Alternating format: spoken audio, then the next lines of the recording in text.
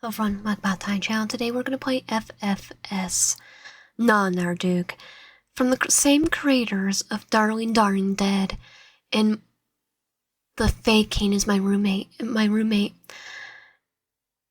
This time it is a Isekai'd romance. Let's begin. FFS Another Duke. This is a work of fiction. Here's our content warnings.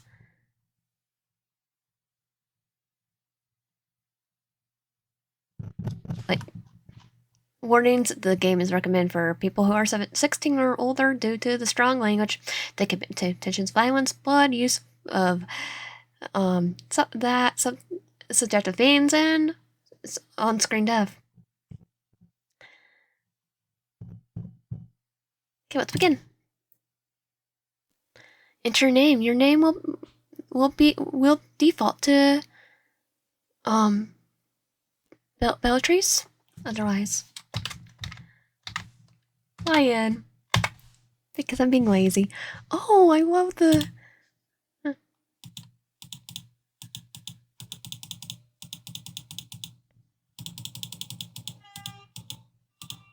I'll go with that one. It was go through my hair like when I was a kid.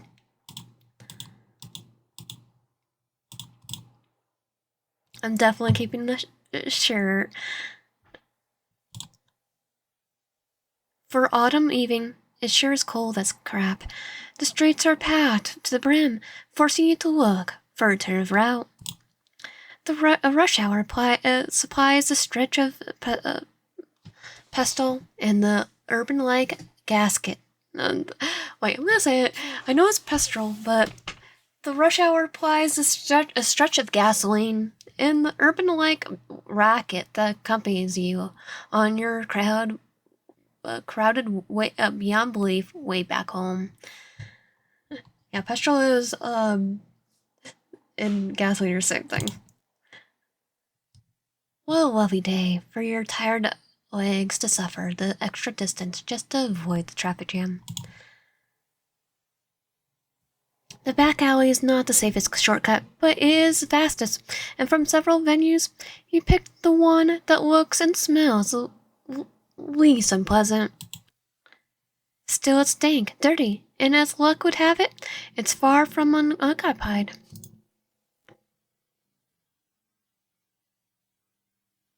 We might want to run. The regular low-grade muggers you come to associate with the area must be having a smoke break, living behind a scrawny punk with a failed bleach job and an unfocused stare. Tacky tattoos and worn-out hand-me-downs. He doesn't seem much younger or dodgier than you. You must think you'll be able to sneak past him unnoticed when he takes a step toward to cut you off. If it's money you want, I don't have any. Well, good luck. How much does he think you have on you? In this economy? Not much. Blah, blah, blah. The guy disregards your attempt at dry humor, staring pointedly at something over your shoulder. But there's nothing besides a concrete wall. You feel the coldness slip through your clothes as you take a hurried step back and collide with it. No hard feelings, right? Uh-oh, run. It's Isekai'd for a reason. He's gonna be the reason we get Isekai'd, not Truck-kun. His gaze slides back to you, but the expression on his face doesn't change, even as he marches at you, one of his hands going towards the back pocket of his jeans. NPC number 39585. Not NPC? Uh-oh.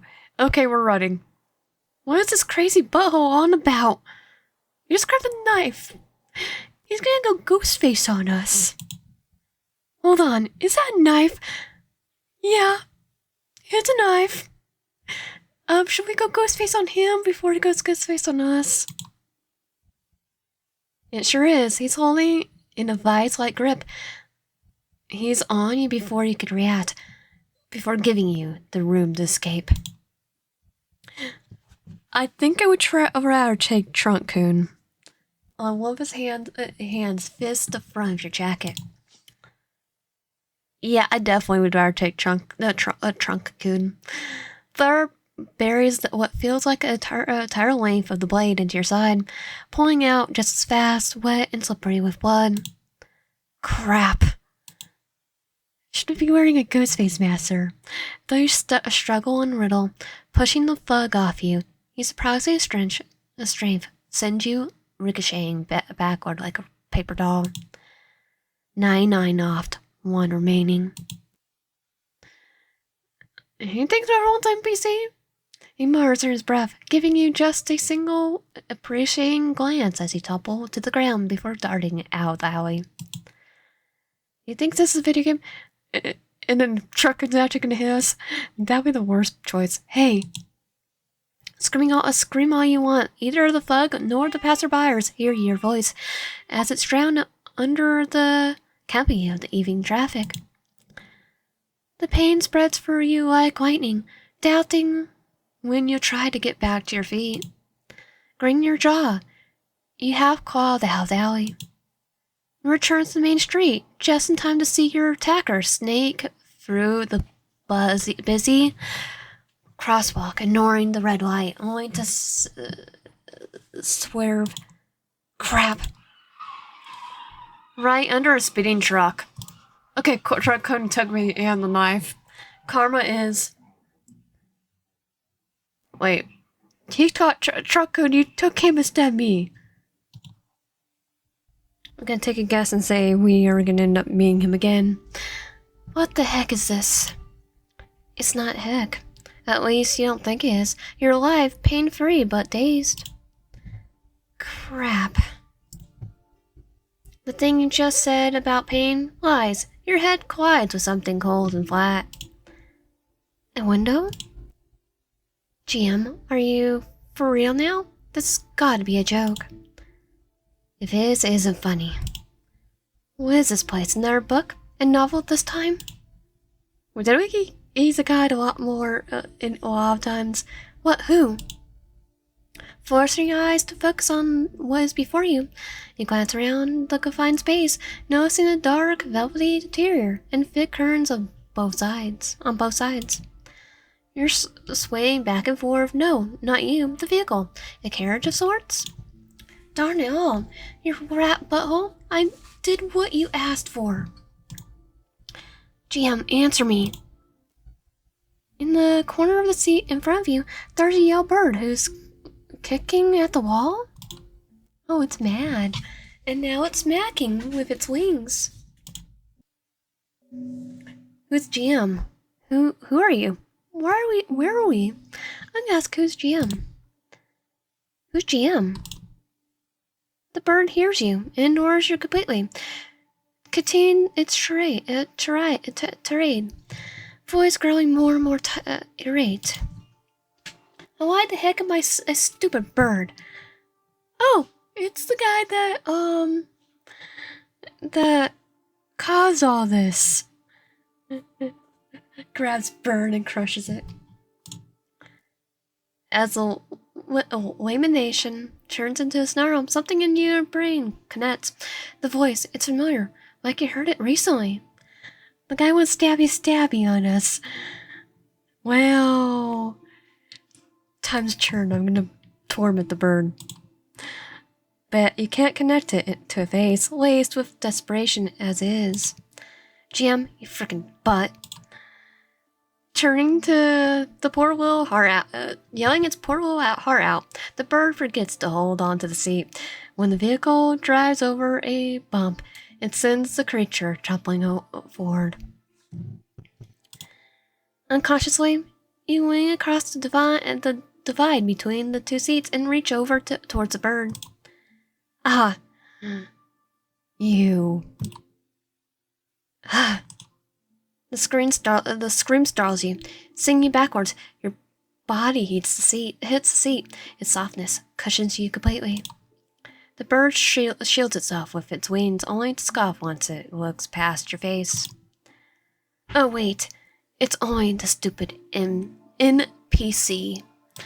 Oh, I'm definitely not the NPC this time. I made the decisions. His sigh's disappointing. She won't get it. What butthole? What idiot? Just like the rest of them.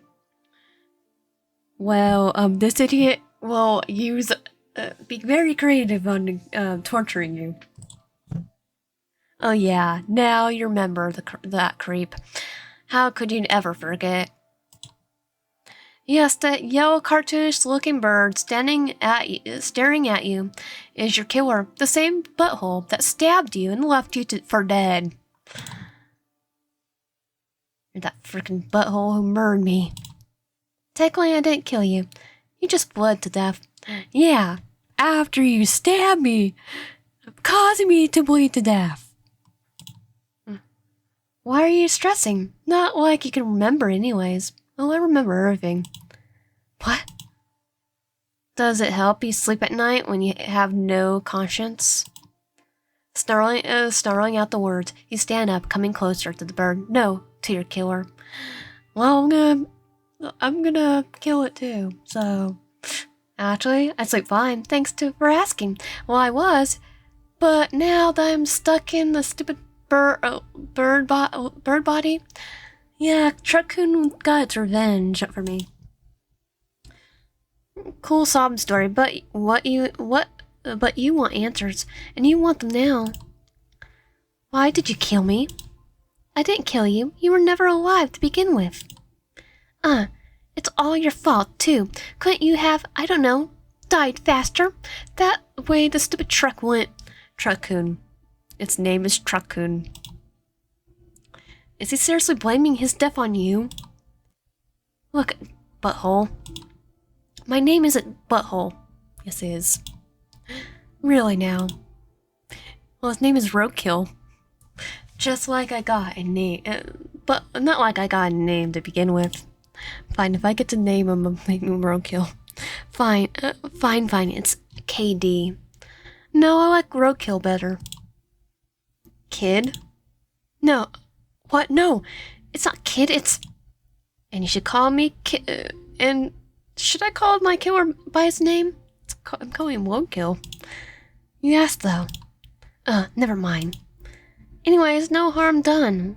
Like I said earlier, right? I mean, look, I got killed, too. Stuck in the same stupid body. In this stupid body. He flops closer to you, using his beak to peck at your forehead, as if to make a point with his comment. Well, I might have pulled you along because we died at the same time. Whatever. Yeah, or you were kind of hallucinating everything. Wait, why am I explaining this to an NPC? You're not even real. Well, I have consciousness. This confusion could be considered comical, if not for a situation you're both in. Besides, you're just NPC. It doesn't matter anyways. I'm not NPC. That's what you NPCs say anyway. It's always say. Roadkill, I think you played too much video games. He scoffs dismissively. NPCs, characters, AI. Who cares? They're not real anyways. They're just puppets of the author who made them. Technically, I'm the player. Wait, what? You're insane. How do I know you're not NPC then? Because I'm the main character. I have the main character energy. Duh.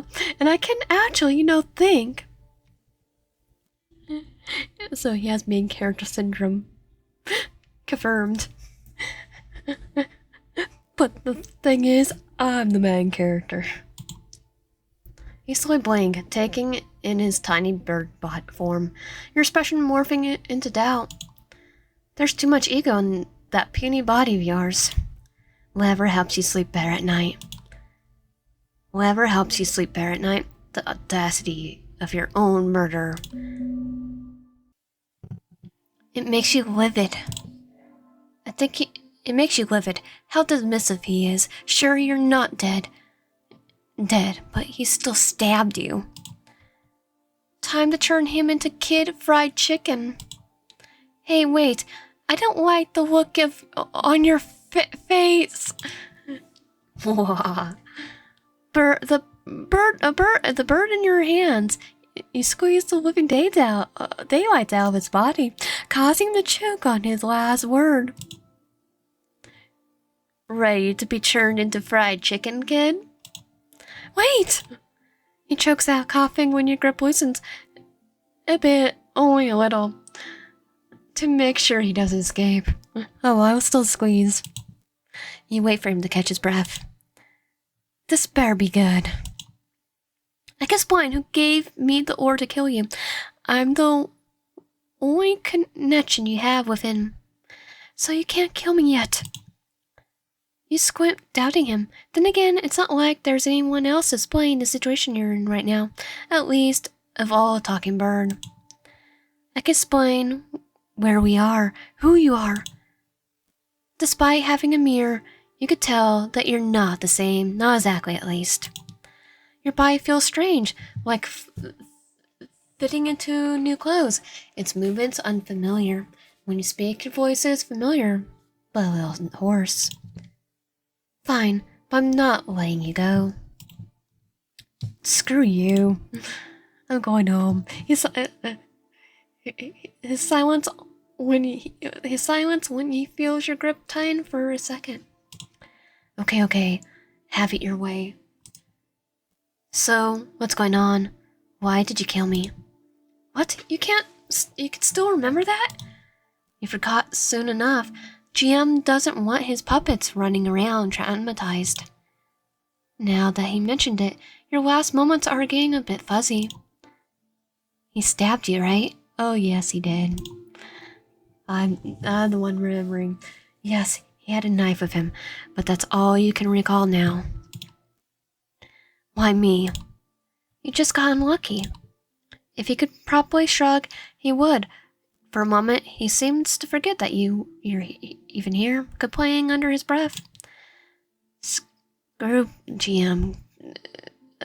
Freaking GM doing whatever he freaking wants. Piece of crap.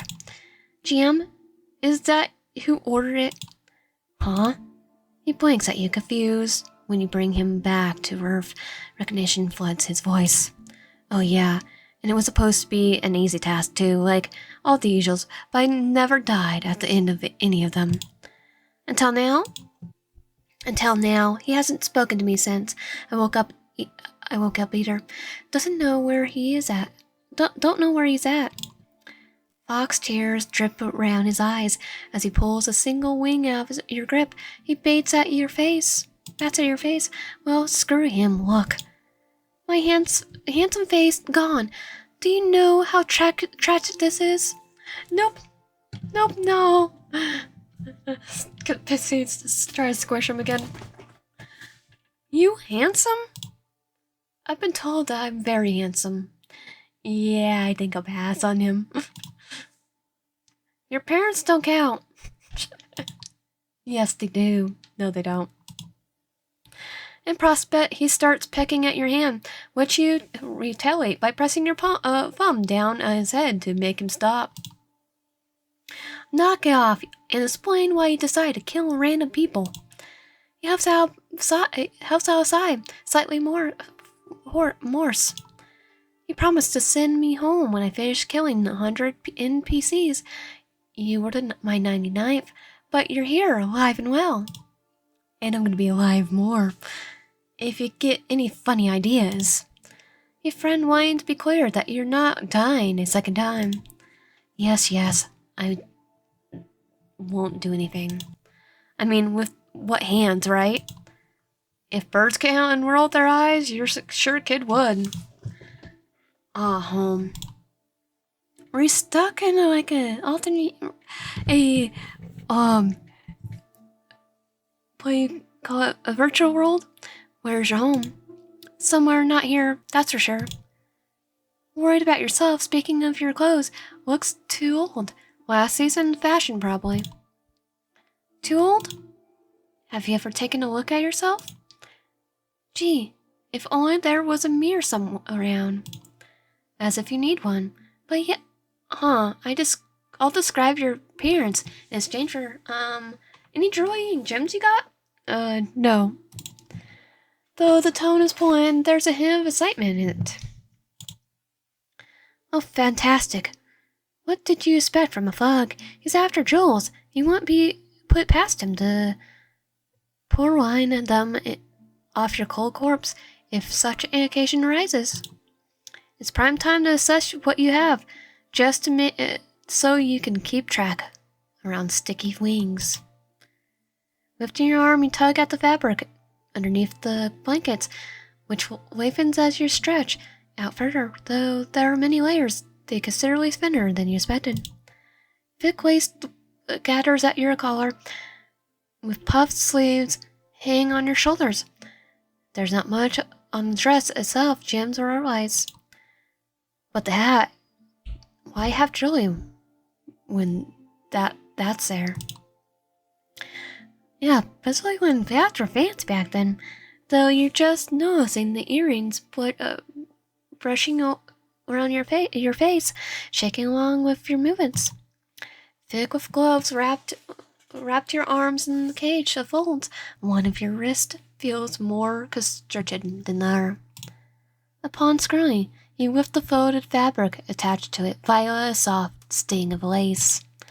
Suddenly you inspect the area where you got stabbed thoroughly. There's no blood, no wound to be found. Though Kid thinks you're enamored by the pretty design of the dress, nodding to himself. Oh, I do like it. It's purple. Not bad, huh? A bit goggy, but it will turn heads, that's for sure. He says, then hums puzzled. Weird, for suppose baroness, they sent you away with only a box of gold, and no need to check. I repeat. Assessed the contents. So you're only a murderer, but a thief too? Trying to steal my crap? It's not even yours, and I don't try, I do. Besides, if not me, then it'll be someone else. Butthole. You spit heat, wasting the insult. Kid merely tims a shrug. I've been called worse. That you could believe. Steal my jewels, and I'll make sure you have none left. He started staring at his lower half. Oh, too late. Excuse me? Similar to sensing the oncoming tribe, you shake your head at the spittiness Kid sprawling, deciding instead to fidget with one of the earrings, tracing the shape with your gloved finger, your mind wandering briefly. It's all real, isn't it? It is real, isn't it? It's all real, isn't it? Yeah. When you voice the question out loud, you don't sound so sure.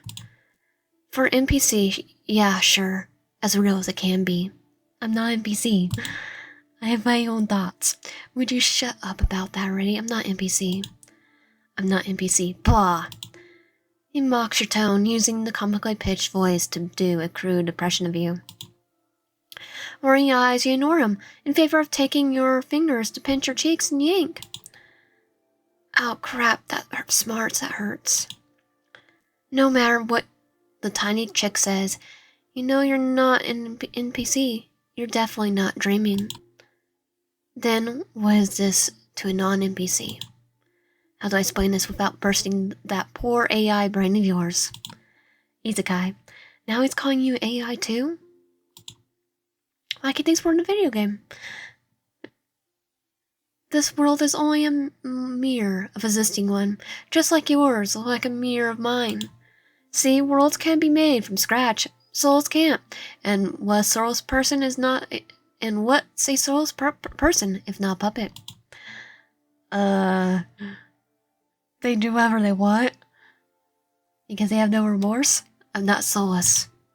How would you know that? How would you know that you don't have a soul either? Would you know that? I'll forget it. If you were real, GM wouldn't have sent you here. End of story. And just like that, the conversation dies off. Following the newfound silence with more objections concerning the state of his body, the bird reverts to treating you like air. Yeah, good luck with that, buddy. He like just ignoring us. Hey, where are we? You have eyebrows, don't you? Look outside. He flies out of your hand, sitting on the seat across from you. You grumble to yourself, searching for the door handle, pulling when you find it. It looks beautiful. The wasteland of snow greets you, flying you and sending a chill through your frame. I like it. Oh, I want to see. Oh, we can't see ourselves. Basically, just the window. The landscape moves steadily as you poke your head out to see a bit of the carriage you are traveling on, which appears to be made of smooth gold without any fancy adornments or engravings. Up ahead, a scared figure drives the carriage, pulled by dark-colored horses.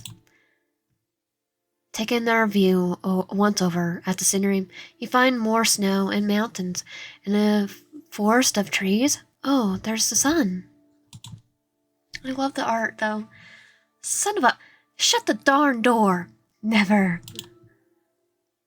Starting, you comply with the rude directive. Lean back into your seat the moment you close the door. When I said look outside, I meant look out the frickin' windows. Should have been more Pacific. Kid groans. Grabbed those blankets off the floor and tossed one to me. Who died and made you boss? Me, obviously. I'm in a better position than you. No, knowledge-wise. Yeah, but you're a bird. Start squeezing him. Again. I should bury and suffocate you with the blanket. Bad NPC, bad. Bad bird, bad. Squeeze. He appears nervous when you shoot him a withering glare. Satisfied, you bend over to pick up the thick blankets made of heavy mammal fur. Shivering from the chilly temperature, you yank one over yourself. It's cozy, engulfing you in a much-needed warmth.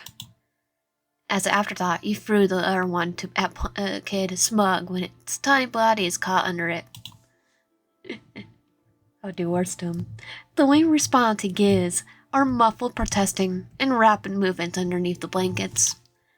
You don't hear anything clearly until Kid pops his head out, heaving breaths. I almost died in fluffy heck. That sounds like a good though. It's fluffy. Oops. You shudder nonchalantly. Seriously, go screw yourself.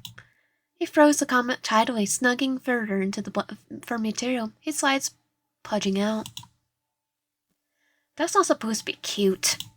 Ignoring the disturbing line of thought, you focus on gathering more information. So where are we? And don't say look outside. Huh? Your pies and days. After forgetting that you exist once again. Oh, the northern land. You saw it earlier, right? And let the darn cold in. You nodded eversly, being gracious enough to ignore his sly remark. There are so many people at places it could be in, like Christmas Town. Was pretty, wasn't it? By the way, you're on a trip to see your future husband. Congratulations. The change in topic almost gives you a whiplash. What, to whom? The scary, cold-hearted Duke of North. More beast man, whose name is Duke North. He says, separate, while mumbling this and that about plot but it was so good.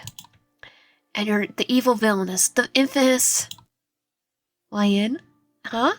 What did he say? Your ears are ringing. I'm sorry, repeat that? You got wax in your ears or something? Fine, I said you're the evil villainess, the infamous. They're ringing again, why? Hey! Oh, what the crap did you why the crap did you pet me? You went to Cuckoo Land there for a while and weren't saying anything. Did you even hear what I said? As you gaze, look, Kid sighs heavily. From the top, you're the evil villainess and Duke North, the lucky chap who gets to have you as his future wife. But you're not the original villainess, so I guess you're the only one suffering. Darn GBM. Sure was misplacing puppets, moving them around and messing up the plot. Kid Tisk then gets a light bulb moment. The plot, oh duh. Maybe I'm destined to stay here. All you need to do is follow the plot, then you'll be back to your own story once you fulfill your predestined role. And what's the role supposed to be? Easy, marry the Duke of North. Oh, fantastic, you're stuck in a fictional world, fussed into a marriage right after your premature death. Thanks to this chick right here, and you're the evil villainess, to boot. You got a heavy sigh, slumping slightly in your seat. Acceptance of all this should scare you a bit more. Not important right now, though. Okay, focus. Your plan of action is to get out of here as soon as possible and survive. Kid freezes. Still as calm as be. His eyes glaze over, unresponsive to your attempts to making contact. Kid, are you there? Say something. Boo, go away. Anyways, I got a message. Please refrain from hurting me. It's a porn, I promise. This carriage ride sure is taking a while. If you have to listen to one more of those porn bits of his, you have an actual body in here. Yeah, we'll have fried chicken. I got a message from GM. It's a weird one. Says you have to seduce the Duke and make him fall in love with you. Slightly different from the just marry him and go, but it's the same thing, kinda. Oh, yeah, that's weird. But you don't even know why it's weird. Double weird for you. You could explain. But why, though? Because the newest message is meant for me, so I should get some info. Kid makes a sound equivalent to a vacuum clogged with crumbs. He looks screaming. What pain in the butt. Okay, GM only gives me murdery task, but it's the first time I told an NPC that what he wanted them to do. Would you stop with that? He blatantly ignores your comment, continuing on. Well, you're going to marry him anyways, living at the manor together. He yawns. Been there, done that. You married a duke? You married a duke and lived in his manor before? No. Well, you said.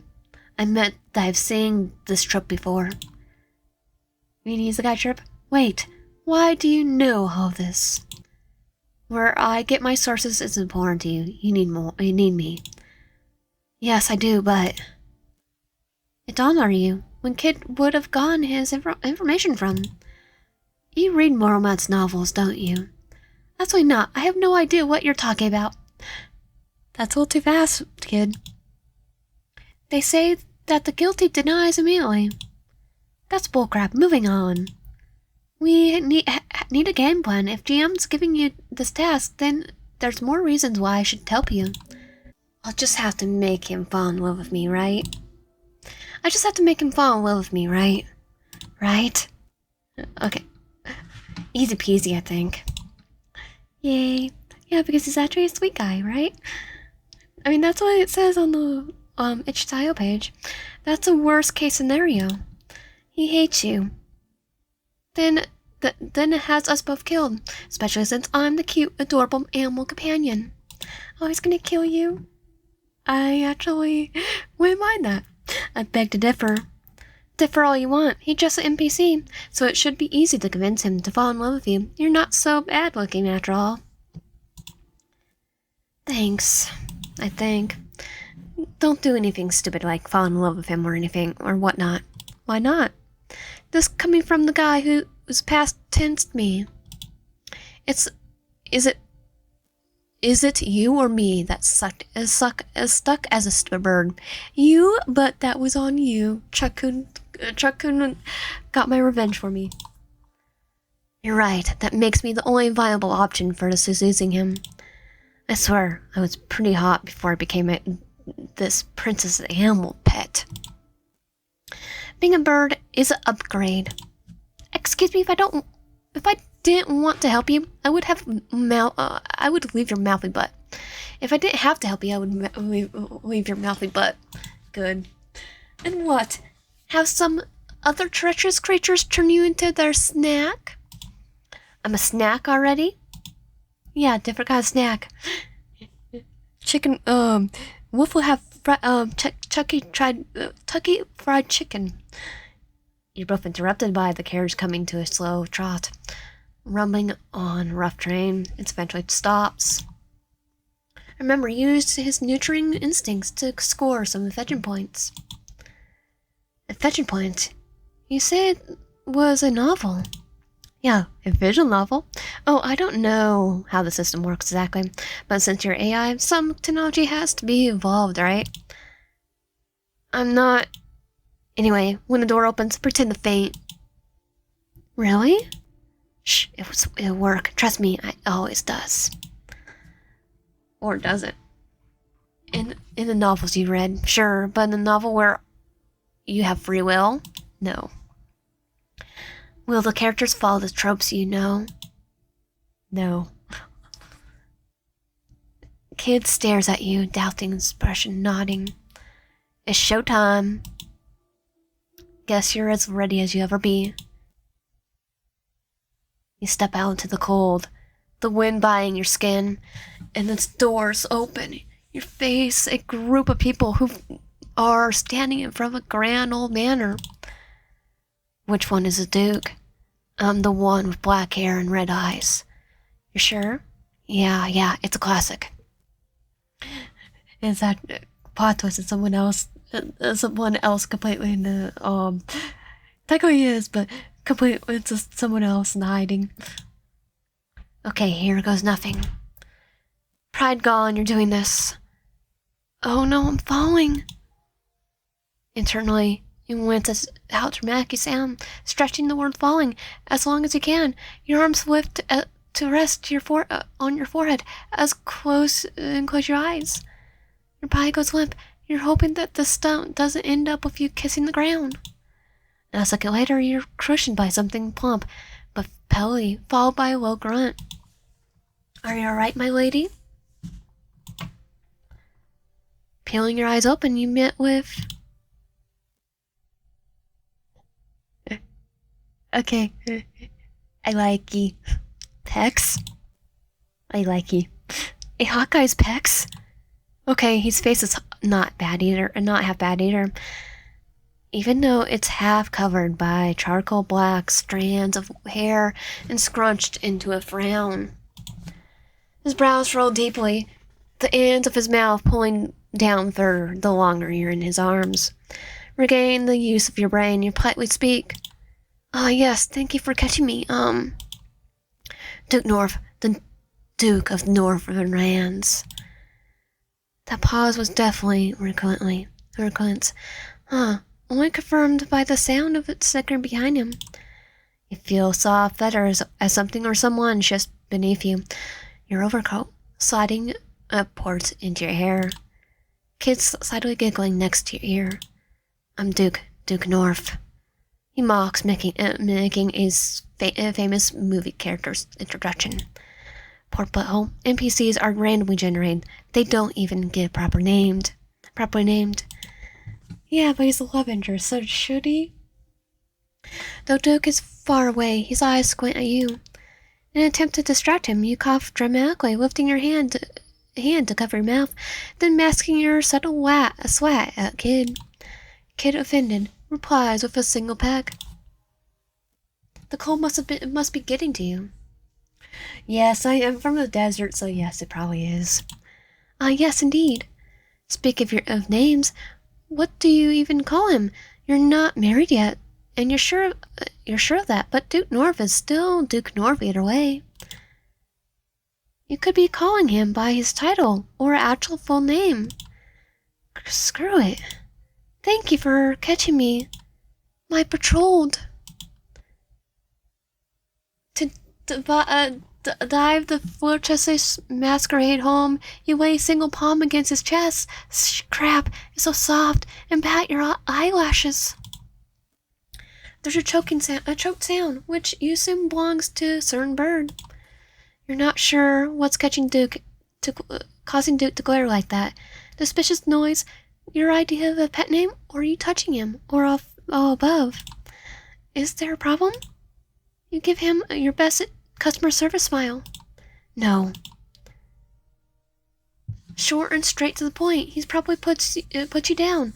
Ungracefully, you might add, forcing you to catch your footing a bit on the paved road. In between one blink and another, he's already 10 steps away from you, standing swiftly.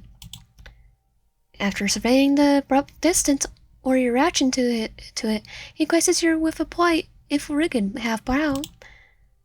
Darn, okay, he hate it that much, huh? Kinda does. He kinda looks mad at us. 5 stars for the pecs, 1 star for the service. Would touch again, though. Definitely. If only it had an inking of what his preferences are. He could probably eat off his chest. That's fine. You can't take a challenge. Dusting yourself off, you stand up straight, eversly with poise and grace, like you've done it your entire life. You curtsy back, perfection with every movement. What cheat code do you have right now? Only add to your advantage. Past Duke is a row of armed knights, still as statues, as the same as the mass. One of them is slightly at the forefront, his sheathed weapon taller than you. One wrong step and Kid's knife wouldn't be the only blade you screwing your side, at least today. Next to the knights are a few servants, clad in thick black shrouds, with fur lining that obscure their faces and protect them from the cold. They all bow at once, with well-earned coronation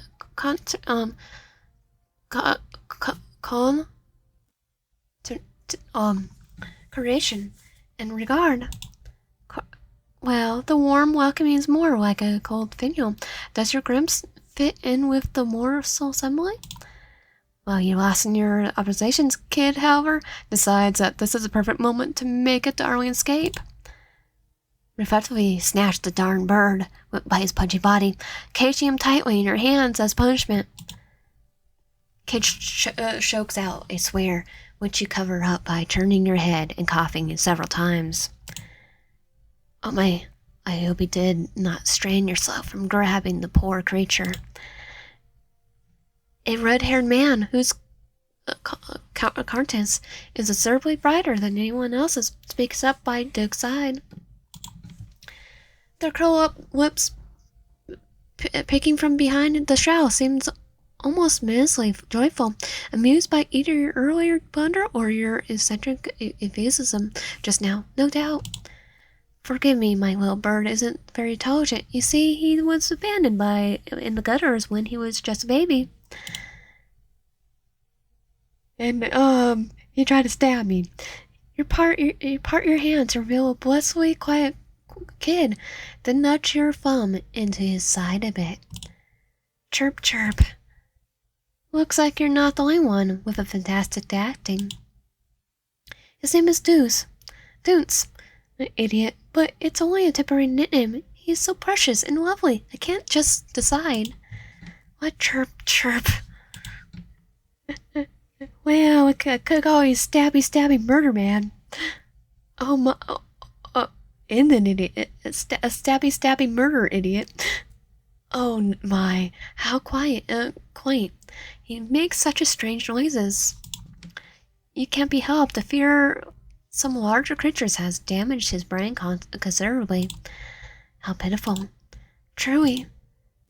I'm afraid we're not informed of your love of animals, nor you would be burning your darling little pet along. Oh, he's gonna fend for himself. Before he can dig you both a deeper hole, you shove him into your pocket. I couldn't possibly leave him behind. He has a serious case of minor brain damage. How daring. for my lady to have such a warm heart. Regardless, I do apologize for sending a letter ahead of time. You show off having no name to refer to the man. Where are my manners? Welcome to Northern lands, my lady. I am the Duke's visor, Roy Vin Varley. Though his tone is scarceline, the bow he greets with you with is so low it's almost ridiculing. You're more than aware of these types of characters from other Isekai'd novels you read, Two-Face and Mistless, underneath the facade of coterie. Like he's gonna try to take over. He's most likely already plotting your downfall. And the Duke's. It's a pleasure to make acquaintance of someone so... Here he gives a slow and careful once-over, ending with a quiet, breathless snort. Oh, look, he's already treating you like you're beneath him, even though you're just met. Dignified. Oh, it's on, court jester, like Donkey Kong. I could say the same. Muttering a blinding smile, you slowly dare him to try you. I guess we'll sick murder chicken at you. The butthole only shows a faint chuckle before digging at your earlier show. My, how affectionate you are, and what a knack for inventing such unique nicknames. Estaying the lovely naming sense towards my lord. My, isn't it wonderful to be a bride-to-be? How could I refrain from my future hubby so gallantly coming to my rescue? You cover your mouth with your gloved hand, demurely, familiar to those court ladies you sing on TV shows. You make fluttering eyes at Duke, mercifully treating Leroy like air. Internally, however, you gag at your acting, gagging at your acting. Though seeing as he's shy, I will keep to the formal title for now. I'm looking forward to getting to know you, my lord. Facing with Duke's lack of interaction, Roy gives his ward a covert pat on the back, prodding him to speak. A pleasure. Oh, he's definitely mad. Is it real? That fierce brow says otherwise. Of course, my lord. The pleasure's all mine. Roy lets out another faint laugh, hiding his mouth behind the back of his hand. Yeah, sure, yucky up chuckles. I stand my graduations in the letter, but please allow me to do it in person. I just hope you stay with us last longer than that of the previous brides-to-be. Is that so? And why wouldn't I? Oh, pardon me. I mean no harm, but you look so frail. It would be a shame to see you go. The letter here is harsh. After all, I'm only concerned about your health. Oh, I'll be fine for so long. I'll be around for so long you'll get sick of me. Roy's smile quivers as though he's already halfway there. Sick of such a lovely lady? Impossible. Oh, he's lying. If only someone could say the same for him. You're too kind. Why, I'm only a humble advisor. Such compliments are wasted upon me. Roy? Evidently, Duke has the last word, cutting in when the atmosphere tenses. Offering a low bow, Roy smiles politely, all too wide to be considered genuine. My apologies, my lady, for dilly-dallying. How about I make amends by giving you a most excellent tour of the manor? Then please do. After you. He really has to have the last word, doesn't he? Before you could sink in and reply, Duke graciously offers his arm. My lady, the man is perfect replica of a statue waiting for your response. Physical contact is good. Yes, hopefully. My ward. And so you take it slow for now, wrapping your arm around him while maintaining a polite distance. The line of guards and servants part to allow you entry, though none of them will look directly at you as you pass, and can feel the hostility in the their stance. Are they expecting you to act like a rabid dog? The only weapon you ever held in your hands was a baseball bat, and you couldn't pose a threat even if you wanted to. Ray walks ahead, while Duke struts by your side, more like a shadow than a real person, eyes flexing ahead.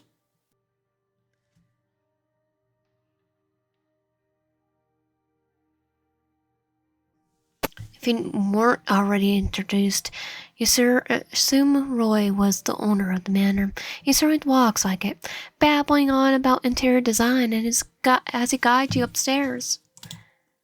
Must not fall asleep. The wooden clock. So if you click on him, he will talk. The wooden clocks are recent inventions, marvelously adoring the hallways. Blah blah blah. Something about priceless painting from the previous century. He talks enough for 5 people. Maybe that's why Duke is so used to speaking. The mayor does look more like a museum than a home. Large, dark, decluttered, empty. Definitely empty. But I like the designs. The open windows in the corner make the already glade building feel like a Arctic zone. This is your room. After coming to a halt, Roy points to the door that looks like all their doors in this form, sturdy and adorned. Duke opens it for you, but doesn't follow you in. Either does Roy. I hope you find it satisfactory. It feels much warmer than the rest of the manor, so that's already a plus. I'm aware our manor is deficient in many areas compared to your home, no less. But I trust you'll find it in your heart to accept us, lack of grandeur and all. I will. Is that a note of ridicule you hear masked behind that flax charming? Most likely. The manor looks perfectly fine. I kind of wish it was Londoners, though. It'd kind of be awesome. Then we can just sweep him off their feet and make him stop talking. Roy blinks at that. Taken back, so is Duke. If you say so. Now, Duke's room is connected to yours via an annex. I left the key on your nightstand in case of any nightly emergencies, so to speak. Roy. Pardon me. I went ahead and of myself. It's such a joyous occasion, is it not? We've been more than excited. Alas, our servants will bring the rest of your baggage slowly. It's been a long way, hasn't it? He smiles again, commiserating, then inclines his head in what you take as a dismissal. Please get some rest. All right. And welcome home. Welcome. Duke mumbles just as the door closes. Thanks, I guess. Shuddering the weight of the tired journey and what came before, you slump against the wall, breathing in and out for a long while. When you feel less shaky, you stumble towards the large bed. The thick, warm covers are summoning you, and you want nothing more than to shed the coldness that sleeps into your bones. Should you look through that, for bugs' beds? Oh right, you're not alone. Murmuring internally, as a temporary pause in your journey to warmth, you answer him. Look for what? What? That goodie on the floor. Staring in the direction he's pointing at, you find a single suitcase. A servant must have brought it into the room before your arrival. Again with the stealing. Have you seen Duke? You think Master Barebones has any varbles on him?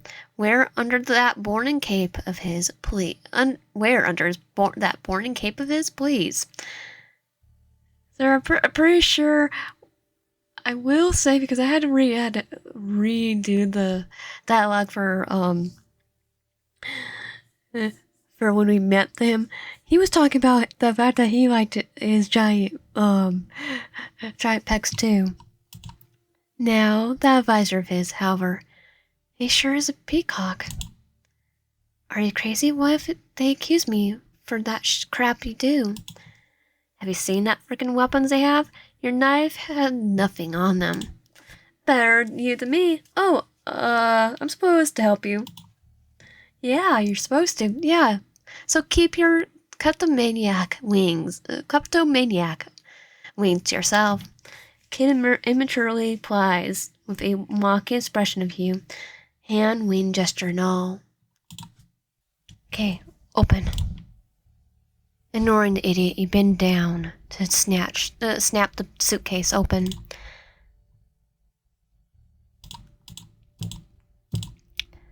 Instead of riches and treasures, you find a barest necessities, no memorabilia, no spare accessories, just a change of clothes and undergarments. During your inspection of a dress, a letter flutters from underneath the folds. A dry ink stain covers the smudge of out name. Boring. Wait, open it.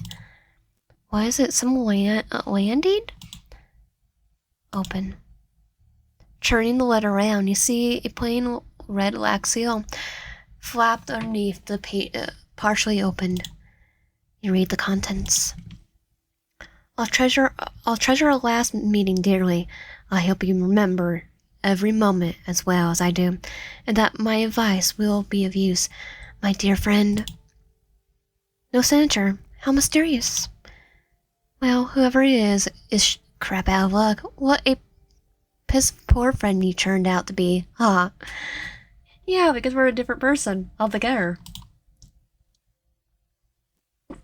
That's cryptic. Any ideas what it means? Nope. Got any ideas? You can keep calling to me an NPC. Aren't you the romance novel expert? Or the Isekai'd expert? I never said I read romance novels. Oh, you totally did. It was in context.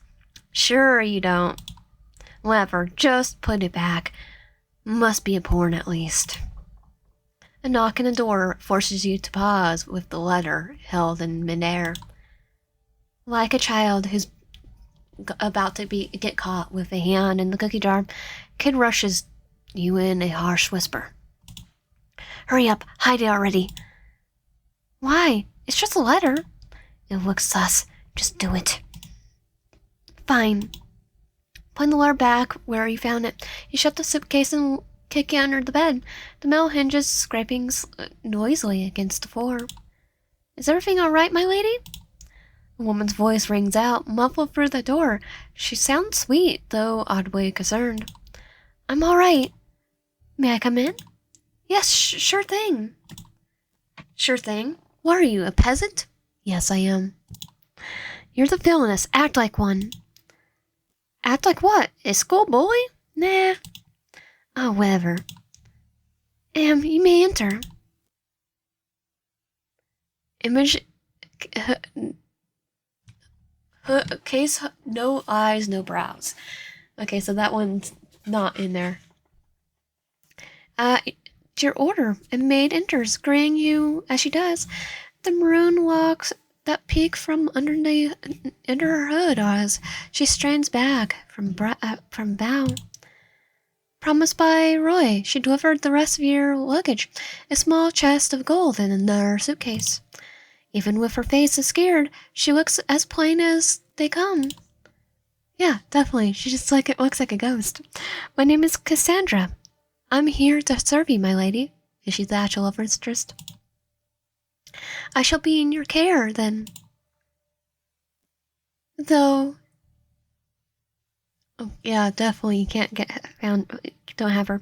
Though you're sure you sound rather cute. In your awkwardness, the maid possibly beams at you. So, is this what it's like to serve someone with great status? You mean you haven't before? You serve the Duke, though, don't you? No, my lady. I myself have just arrived. I've been personally selected by the court to serve you the best of my abilities. She seems sweet. Even I can't see her. Saying that, she gives you an annoying smile that you can't comprehend. Lord Advisor Val, Roy, presumed you'd be more comfortable with someone who is also new here. He did? Roy, huh? He's awfully chummy with the servants. Or is it the norm here? No, so you're surprised, Cassandra explains. Forgive me. It's only that Roy dislikes strict etiquette. Etiquette. Really? He's such a kind man, is he not? Yes, yes, kind. Definitely kind. He's gonna be the person that's up to something, and it's actually the actual villain, even though we're called the villainous. Is there another Roy in the manor, or is he just mean to me? Despite my short stay here, I'm committed to the manor and the grounds to memory, so that I may best serve you, my lady. If you're worried about my commemorations, I have been personally selected to tend to you by the Queen herself. Oh, I think I've handled you. The Queen? Queen Elizabeth? Yes, Her Majesty holds you in high regard. That's quite an honor. It'd be kind of Queen Elizabeth I, or was it, seems like Victorian, so Queen Victoria? Of course. Now, do you require my assistance, or shall I begin preparing your bath? You must be exhausted. I would like to do it privately, if you don't mind. She gasped, eyes widen as she reels back. Her hands flies to her hard mouth. Oh crap, you're supposed to be more commanding, not polite.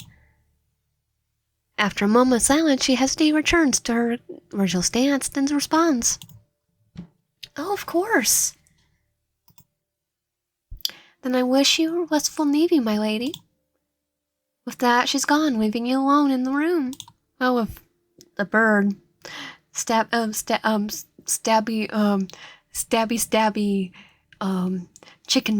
chicken. Well, almost alone. Stabby murder chicken.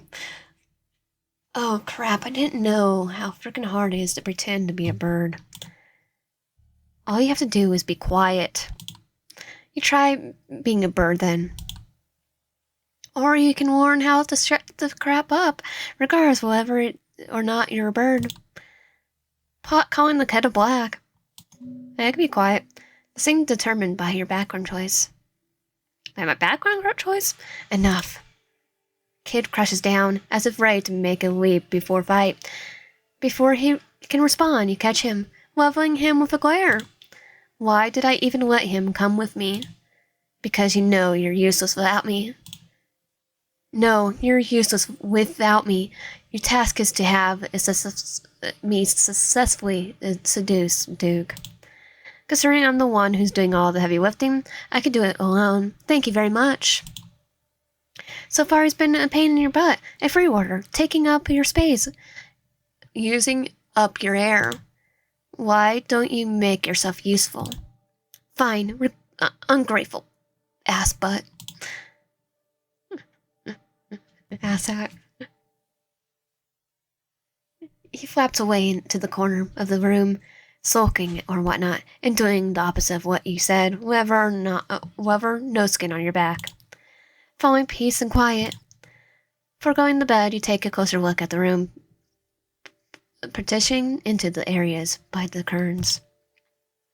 The main part is larger, with wardrobe and plenty of space by the door.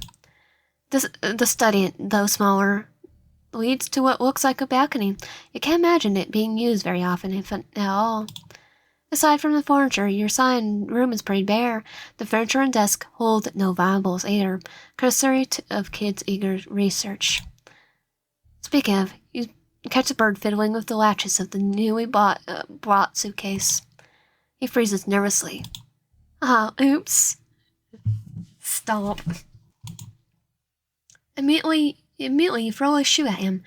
The projectile makes contact, sending him a distance away. Thief. Murder. Ignoring the pain and groans and the usual expeditives, you check if there's really anything worth it stealing in the suitcase. I'll check. I have to check anyway. It contains a worn-out but luxurious gown, an empty journal and quill, and an ink pot. Turns out not really. That's it? They're even sent you away with just the clothes on your back. Did they really just send you away with just the clothes on your back? Darn. I know, right? Darn, you're still alive. Yep, as a speed, are you? But speed's behind the curtain. The moment you grab your shoe. Satisfied. You have him gone. You put the suitcase on top of the previous one under the bed. Okay, that's done. Aeon escaped you mid-speech. Your mind is wide awake, but the body you possess seems to be on the verge of exhaustion. You feel as though you might drift off the second your body hits the mattress. You feel as though it might drift off the second your body hits the mattress. Indeed, the rest of your time awake blurs the moment you lay in bed. Devoid of energy, you clock out in no time. Ooh, I like the clock. There's a moment between wakefulness and dreaming that has you expecting the dreadful buzz of the alarm clock. There's no such thing. It never comes. The only sound that reaches your ears is the haunting wail of hailstorm and a rustle of sheets when you push yourself upwards. You're still here. It's surreal, waking up in a stranger's home, and more so, as a character from a novel. Blushing the sleep out of your eyes, you move the warmth of your bed, sliding your bare feet into the satin-like slippers that someone prepared for you in advance. And those might feel nice. Though I would still be like, okay, where's my technology? Where's my computer? A quick glance around the room tells you that you are alone. No maids, no birds, and certainly no dukes to be seen around here. Did the bird escape? On the nightstand, to your right, there's a key Roy tried to tease you with. An oar. You instead focus on the bassing field with the fresh water nearby. Oh, so yeah, because it's like Victorian times. It's still warm when you plunge your hand onto it. Next to the torches, your servant left you a bell with a note asking you to use it if you need to call for her. You discard it for now in favor of a quick wash down with a linen cloth. Aside from the entrance, your room has 2 additional doors, the bathroom and the annex, you presume. Oh, we have a bathroom and the bathing? Why do we need the bathing then? We have running water, right? You better not check which is which. It's only because the two both could end up being communal. So your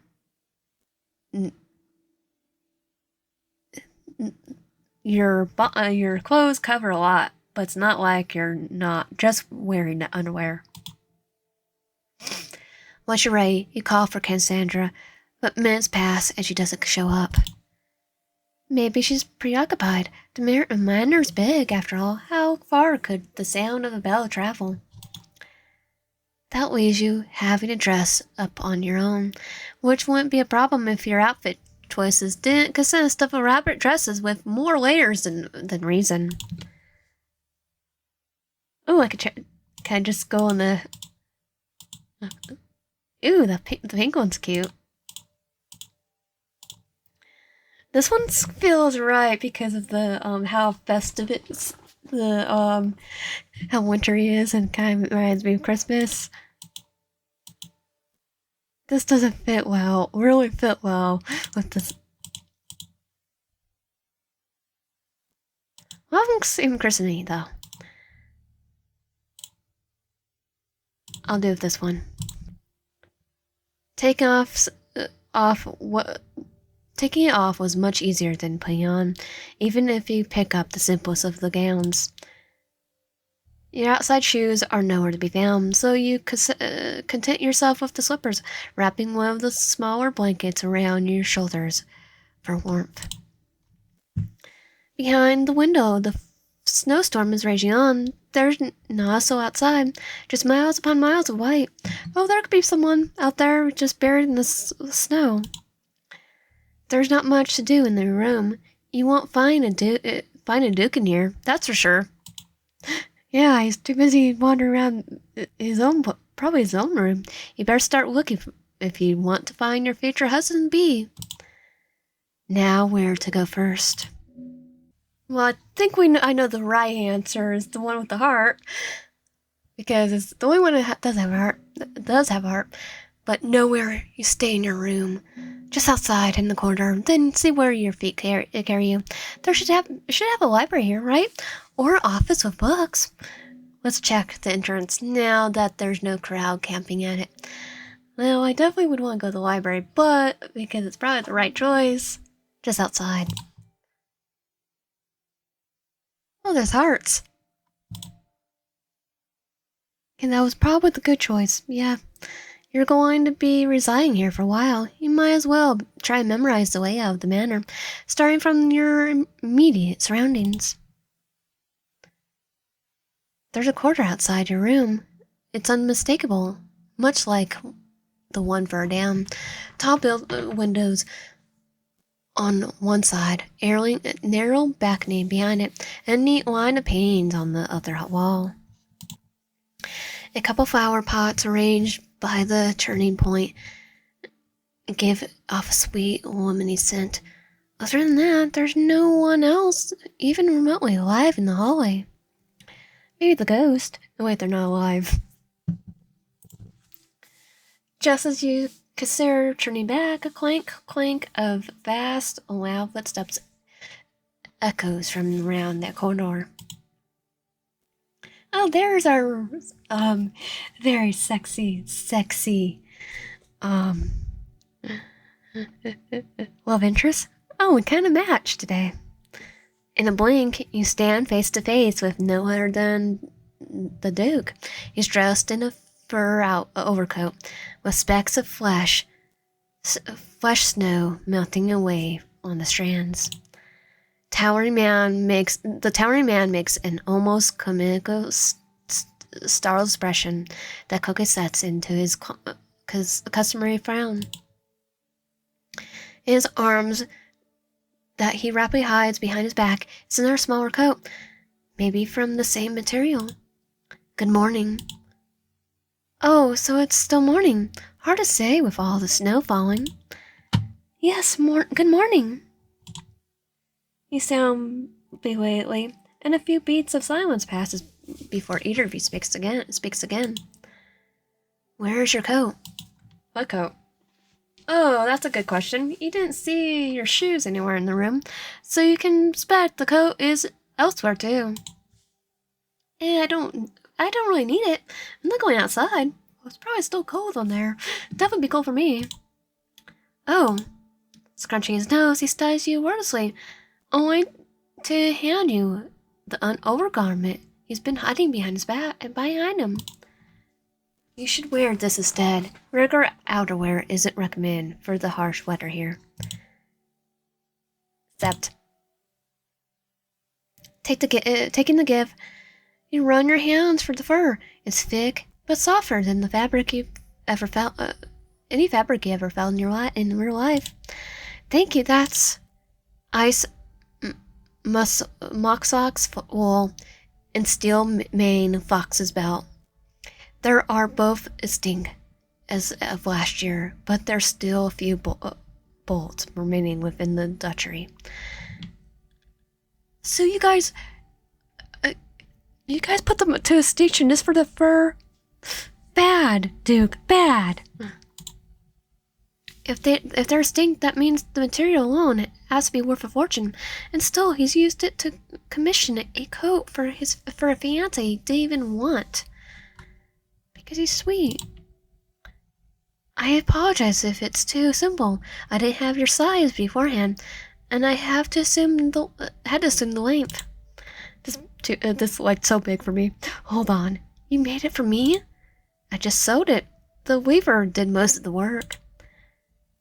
From the pinched expression, it seems he expects us to be belittled rather than thanked. Oh, you're being thanked.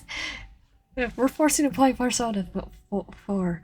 It's like, because Kanji's my favorite.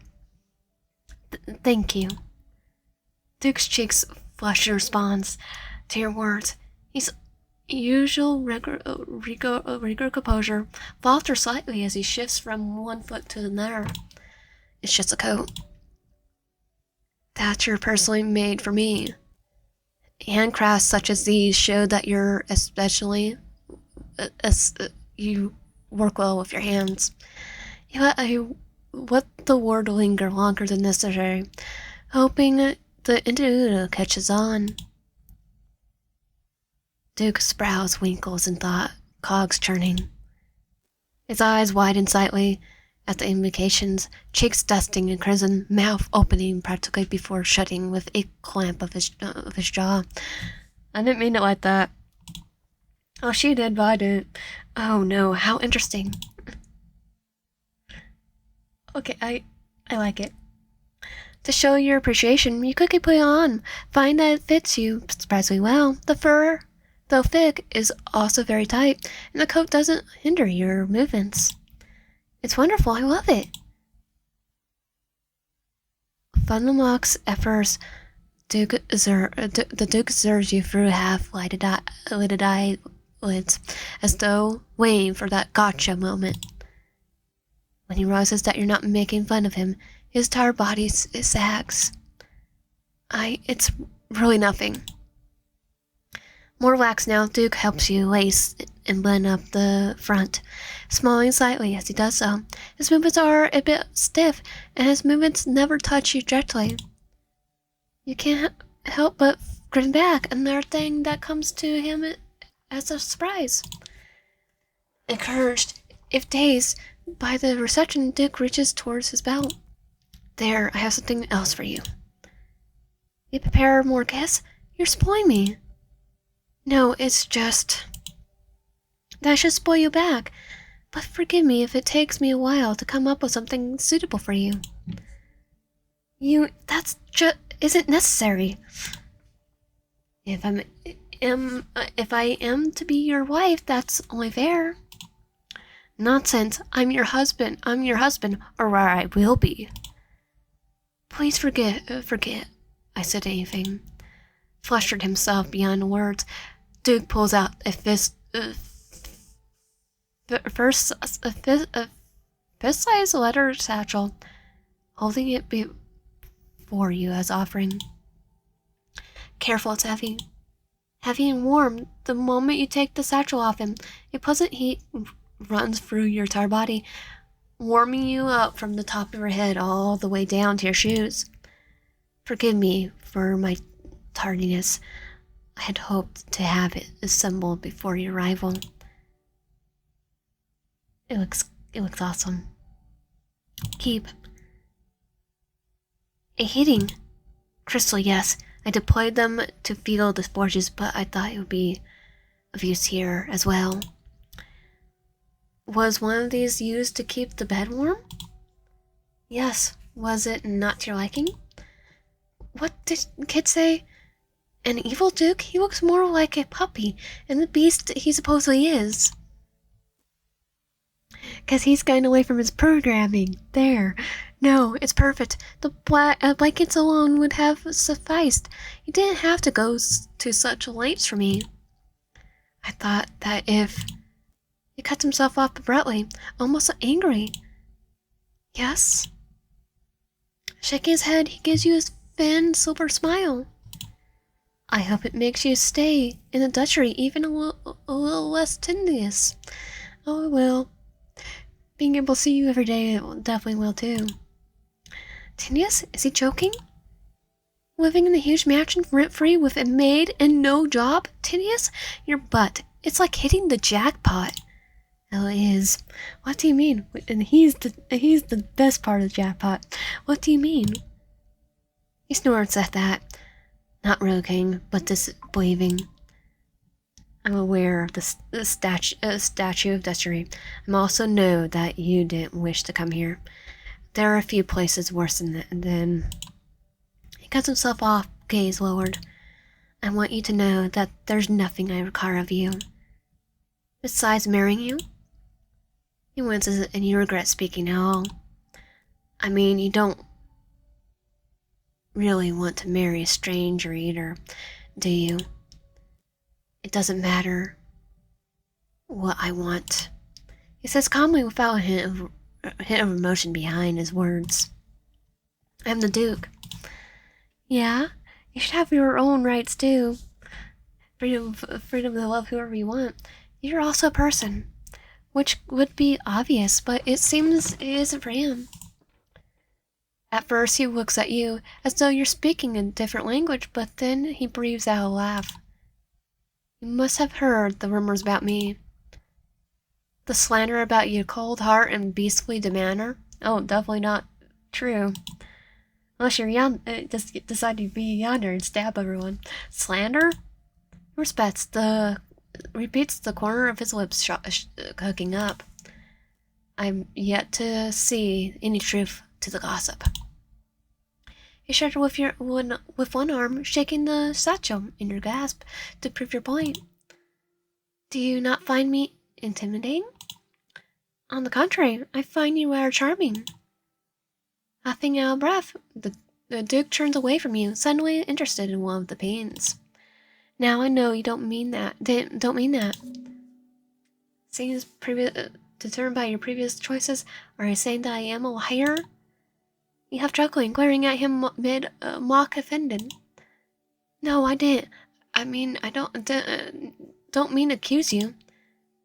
Your flax stare says breaks with a thin grin that quickly widens into a teasing grin. I know, I was just joking. I do find you charming, though. Just so we're clear. Duke's mouth, the one that was just now open in arm, slapped shut. Half of the kingdom would kill to be with you, or be you, if only because you're handsome, very handsome. I could probably eat a entire course meal on his entire five course meal on his chest alone. The sound that escapes Duke's throat is a blend of cough and a whistle. He's once alabaster skin looks more like a brick. What about you? Am I living up to the stories? Slowly Duke shakes his head, speaking with more eloquence. I know rumors are rarely to be trusted, but I have to admit your sweetness surprises me, my lady. I was supposed to be villain. Wow, he does have some riz. He definitely has some riz. It could have said you were destined to be for each other. Destined? A villainess and an evil Duke. We make quite the pair. That we do. And we're just like the sweetest people. I must say, though, is your name really... Duke? One of them, yes. My mother. Though he stops himself mid-sentence as if by reflex, it appears he isn't reluctant to talk about it. Perhaps he's just not used to sharing his thoughts. My mother enjoyed making jokes, most often at other people's expense. She sounds like a wisecracker. She was, as far as I can remember. Just like a jokester. Wrong topic, about abort. What about our name? You said one of them. Duke's smile, which has already started to dim because becomes its stern grimace, the sadness in his eyes morphs into anger. The name was given to me by someone whose opinions no longer matters to me. His father? He can keep his name and his legacy. To himself, I don't need it. Understandable. Holy cow, this is awkward. And when the mood was so nice, too. You should have known, at least assumed, that the good-looking characters will have some sort of tragic backstory, most likely regarding their family. I've read a whole bunch. Oh, yeah, she's here. Didn't even have to read it, like... My lady, you... Oh! Cassandra! Oh, thank goodness, someone here to save you from social death. Cassandra reflects. Liak's expression becomes rigid before her master, as opposed to her affection for Roy. Duke seems to scare her. Scare her to death. You don't get why, though. His expression's perfectly... Ah, scratch that. He does look a bit, strained. That might be because of us, though. I'm sorry to interrupt, but dinner's ready. I thought it was morning. Her, me, her face is neutral, to the point. There's nothing left of the cheerful and bubbly girl that chatted with you up in your room. I had to think of what that would possibly be. Lifting her head lightly, she noticed that both of you are wearing overgarments. May I take your coats, or should I send the butler? You can take them. He looks to you in confirmation, helping you undress once you nod in agreement. Oh, we definitely look nice together. He then folds both of your coats neatly and hands them to the maid. Should I guide the lady to the annex? That won't be necessary. I will escort the lady myself. He just puts the coat back on. He's just like, I'm taking the coat back. Then, as if remembering himself, he glances at you. Well, she rather go with her. No, I'm fine. All right, then I will lead the way.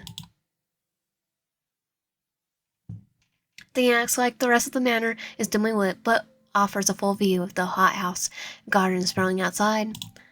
The room was fresh, pleasant scent due to the merit of plants decorating one of the corners. The table was set with only 3 chairs, one at the head and 2 on each side. Your place on the left, and a seat reserved for the spouse, where Ray takes the spot on the right. Filling the last remaining spot, Duke signals to the maids and brings a meal. The smell of grilled vegetables and a savory sauce makes your mouth water. Oh, sounds pretty good. Ray doesn't even wait for the plates to touch the tablecloth before he starts yapping. He's a yapper, that's for sure. In his previous life, he was a chihuahua. At least there's a food and drinks to help stomach the conversation. How do you find your new life, my lady? Peaceful, I assume, compared to the capital's bustle? You must have missed the parties and sorries, don't you? Nope.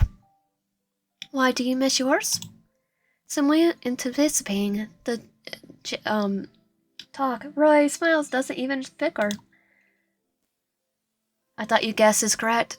Though your guess is correct, I am indeed from the capital. I must ask as why do you take me for an Etapisian? You have the presence of a how do I say, rumor mongering mean girl energy, two-faced butthole nicely. Just name one of the characters from the movie. What was it? Brain fart. I never actually watched them. Social Butterfly? I'll take it as a compliment. I would be far worse as it was intended. Alas, my carry stands. Seeing as I'm the only one here for a day, only been here for a day, isn't that a question overly fast? Then your room at least. I trust you had a pleasant night. I did, thank you. Pleasant might be too much, but I said it, not you. The room was fabulous. The bed was cozy, and It's more that you didn't really have a chance to truly enjoy your sleep, considering you were knocked out the moment you lay down. Roy's surprise is more covert this time, but it's clear that he expected a different answer. That's so. Well, our Duke went to great lengths to assure Roy. I just like how he just puts the scope back on every single time. Roy, I'm glad you enjoy the night, the sound of my name so much, my lord. But the lady might misunderstand. Oh, what, I'm gonna make it, fanfiction about you two? Totally not. Yet. And banging his curtly to message his dimples. Duke gives you a half-project, half-resigned look. There's no winning with him, isn't there? Sadly no, believe me, I tried. You've been suffering. Terribly. Roy's cloudily makes Duke chatty. Who would have thought? It seems the advisor does have his uses. I see how it is. Now, not yet married, but already getting up on me. A true union indeed. Speaking of, my lady, what do you think of Duke? Roy. I like him. I like his specs. Ignore me then. That will be easy to do as long as he keeps his mouth shut. Which he doesn't, of course. He just puts it. He just starts talking. What do you think of me? Your butthole, Roy. Roy, trying to be a homeworker, Roy. Or trying to be a homeworker. I jest. Unless I swear to. All right. The medics didn't say you should mind your blood pressure. I think you're the reason his blood pressure's going high. Casting his gaze awkward. Duke twists his chair to face you more fully. Please forgive his excitement. He's an only child. I'm an only child too. I could tell. He's very tenacious. Not to mention attention starved. My lady's instincts are right. I don't let go of something I consider mine, nor am I easily stated by. Should you be concerned with the second comment? Roy, should I send you to bed without dessert for you to behave? Hiding a snort behind a napkin, you ignored Roy's head, shifting from Duke to you, then back again. I think you might have to, my lord. With disobedient children, there's no other choice but to be strict. Oh, we're being mean. If I am a child in your station, my lady, then marrying Duke will only make you a cattle robber. Wait, why? I'm 5 years older than you. 4.5. But who's counting, really? Who's counting, indeed? Then you're laughing again. Roy sends you a triumphant glance. Admit it, Duke. If nothing else, I do live up to the amphisphere. Just look at the lady. That you do, I suppose. Duke seals with a sigh, though his face is set. There are twinkles in the myth of dancing his eyes. They dim right away when a group of servants come into the annex, serving dishes quickly and curtly, making sure not to look at Duke's direction. Is there a reason why he has this reputation? Some are hardly breathing, and when they approach the head of the table, their hands visibly shake. Like mine. The merge of reflection that was unfolding in Duke's absence. And by the time the servants are gone, you proceed with the meal in intense silence. Eat. Well, that's not our choice, though. The food is exquisite, and full of flavor and various spices. Your meal companions glance at you as you eat, gauging your appraisal. And he just, puts the cup back on. Your physicism has to be shown, though. Because once again, Roy appears nonplussed. Duke, on their hand, seems gladdened by it. A polite knock announces the arrival of another servant, one of the maids this time. Ah, Zofa, there you are. Did you bring what I asked you? Of course, and poured rose wine, as per your request. Seems unaware of the change in Duke's mood, and the complete arrogant of Zofa's rigorous, Roy continues to chatter amly. Wonderful, I'm so miss good wine, so that our regional snowberry liquor is as delicious, mind you. He says, waving at Zofa to pour the drink into 3 crystal goblets, glancing with Duke. While she does yours next, Roy taps his almost impatient. Focus on the liquid filling up your drinkware, but the actual container itself. He stops when you make it obvious that you're watching him, wiping the irritation clean off his face. The downward tug of his frown reverts into a polite smile. I'll do well with today's stew and the roasted chestnut our chef made for dessert. It'll go well with today's stew and roasted chestnuts our chef made for dessert. Assuming that you're allowed to stay at the table that long. You mutter, locking eyes with the host. There's really nothing better than liquor to make the company of a child tolerable to us adults. Isn't that so, my lord? You add in a mock whisper, coaxing a tiny smile from Duke. Tolerable, my dear lady? You underestimate the impact of my charm. Confidence is a great trait to have, even in overbearance. Snoring into the wine, he'd been attempting to slip. Duke attempts to cover up his reaction with a cough or two. Zofa's face seems stuck in disbelief, even as she exits the room, hastily dismissed by Roy. Finally, the future spouse awakens from his silence. Roy exclaims once the annex is free of staff. Or rather, he's awakened to the charm of our lovely lady. Roy, I assure you, I was never asleep to begin with. Oh? Roy places an open palm on the left side of his chest.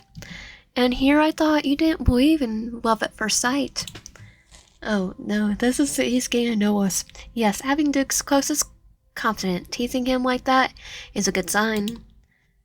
Personal advisor should be the first to notice that his ward's developing affection, and it seems that Roy is sensing something. Yeah, I am too. I keep your excitement contained. You hide your smile behind a sip of wine. Swallowing half of the goblet's contents in one gulp, Duke places the drink back on the table. There is really nothing you won't say, is it there? The main role of advisor is to speak, Duke. Not now. When appropriate. He's like, no, nothing's appropriate. And when it's a conversation more appropriate than doing it during a private meal with a soon-to-be family member. Yeah, not your family member. To avoid answering, Duke takes a spoonful of his stew. You fall asleep, finish your meal in the accompaniment of Roy's whining and unanswered one-liners. Whenever your eyes meet Duke's, as a result of Roy's monologues, you find it harder and harder to bite back a grin. I could see when I'm not needed. Okay, good. He just stays there and starts talking. Roy says at some point, bored with swilling the curry around his bowl. I shall leave the 2 lovebirds to themselves. Good. He just read the room finally. Roy. Now, my lord, my lady. After getting to his feet, he bows, this time almost seriously. It's not at all teasing in his tone. Seizing his goblet, he raises a toast, clearly expecting you both to join him. Duke Wang, suffering an easy crucible, indulges him, and so you decide to give in as well. Anything to get rid of Roy, right? To your health. He raises the goblet to his lips, tips his head back, and empties it. Enjoy your meal. As Roy excuses himself, Duke finishes his own wine, immediately reaching for the bottle to refill his goblet. Since neither of them so much as blink, he's surprised the beverage isn't too heavy. Drink. It's not. When you drink your share, the tangy yet fruity taste fills your mouth. The wine is light, but the effect it has on you is instantaneous. My lady, are you well? Never better. You keep putting your coat on. And it's true, you never felt so open, so light-headed, and after just a few slips of wine, too. Is the body you're borrowing so lightweight? Why isn't it? Excuse me? The wine. Well, alcohol, of course. He blinks at you, confused, plain on his face. Let me check. The water bottle is chill to the touch, heavy too. With how full it is, when you give it a cautionary sniff, you don't smell anything off, other than the fermented fruit. The label says, there's no label. You have to taste it once again. Where's my cup? Here it is. My lady? Huh? It's only Duke's careful hand on the bottle that makes you realize they've been overfilling your goblet. Oops. Leaning in, you gulp down the wine to keep it from spilling until you can't drink anymore without having to tilt your goblet. What you do, as soon as your drinking glass is empty, you refill once more, this time remembering to offer some to Duke as well. When you look up from your successful task, you notice him frowning. My lady, I don't think... When you scrunch your face like that, you look like a cat from a meme I saw. What's a meme? A cat from a what? Oh, you're kinda cute. Duke, pink face and wide-eyed, looks at you with his mouth hanging open. I don't think you should drink any more of this. Okay, we have... You're right, regardless, you reach for your goblet anyway. Humor me, my lord. The party doesn't stop until I walk in. Well, that's a song verse. Reference. But I'm gonna go with, you're right, regardless, you reach for your goblet anyway. It's like, you're right, regardless, you reach for your goblet anyway. That sounds funnier to do it. Though, Duke raises his hand as though to stop you. He doesn't dare to touch you as you gulp down in their mouthful of the wine. Fantastic crap, really. Did you know? Yes? He blushed a lot. In an instant, his cheeks go from pink to red, proving you right. See, cute. Clearing his throat nervously, Duke attempts to pry the bottle from your hands without touching your skin directly. Wait, get away from... I'm keeping this. Over my dead body, sir. Oh, you want some too? Sorry, I was hogging the bottle. No, Oh, a toast! You're brilliant! I didn't... Hosing yourself up, you mimic Roy, and lift your goblet above your head before taking a swig. Ah, crap, I forgot to say something. Pour me another one. Think we had enough. Extending your hand, you wait for Duke to fill up your cup, which he eventually does. See, good boy. No, he saw a dog. Raise yours too. Let's clink. To your health, Duke says, and it takes you a second to understand what he's doing. A toast, duh. That's what you're asking. And to yours, bottoms up. And where would motion of your arm send you the chair tumbling? Oopsie. Yeah, I think we're kinda out of it. Not bothering to fix it, you sit directly on the table, facing Duke, who, for some reason, keeps his eyes on from staying below your waist. Strain from he'd want to look down there, up there. Are you always this shy? I suppose so. I'm not used to this kind of attention. What? Why? I'll top you in any second. It's like, what? Pardon? What are you talking about? We're going 2025 on him. I can't show you, or 2020 on, we're going in 2020s on him. I can't show you a good time. I sure you can. I assume you can. Sign yourself up forward to seize the bottle Duke's withholding. You start to notice that for every inch that you near Duke, the wine, his tired chair, retreat twice the distance. Duke? Yes? Are you avoiding me? No. Then are you trying to steal the wine for yourself? Stunned at first, Duke barks out a laugh. I'll share. Is there even any left? You ask, throwing your poor empty goblet between your fingers. Yes. Then what were you waiting for? Pour Miss Moore. Are you sure? Yes, it's bad. It'll be bad to be wasteful.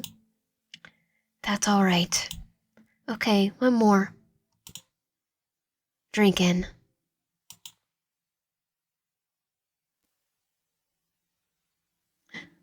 Well, I think this is after the fact. When the darkness clears from your eyes, it's replaced by the light of your new room ceiling, spinning slightly. I definitely think we passed out. The day is still young, or is it early? Crap, what does it... But... Crap, what was it? That wine? You mixed plenty of booze during your college days, but nothing hit you half as hard. I didn't really drink.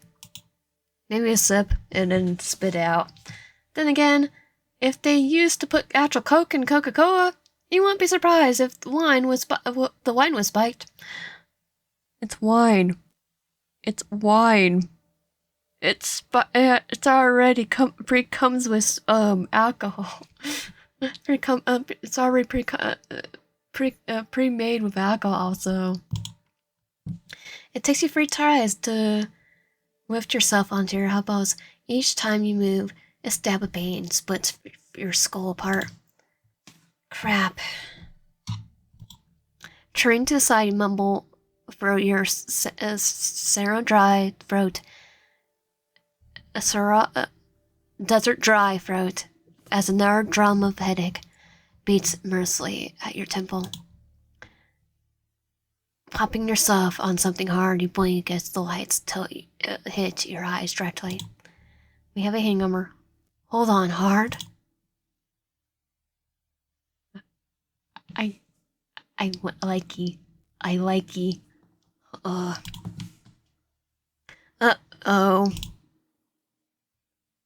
Thank you for playing the end of the demo, you silly NPC.